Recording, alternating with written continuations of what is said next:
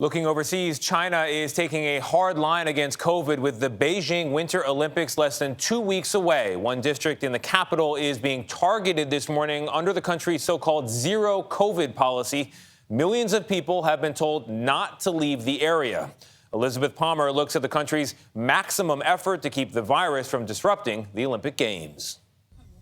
All the residents of Beijing's Fengtai district lined up in the cold for mandatory COVID testing this weekend after 31 cases were reported locally.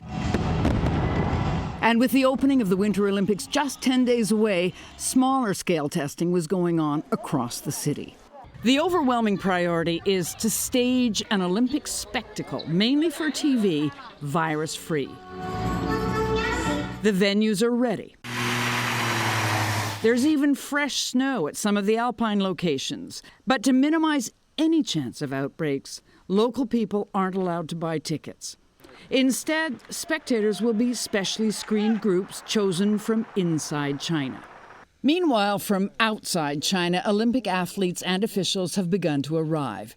They're being tested at the airport, and then they have to enter what's meant to be a COVID-free bubble, the so-called closed loop, which means they'll be confined to fenced-off areas and ride special buses between their hotels and the sports venues.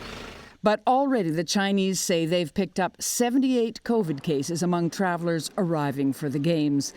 And the influx has only just begun.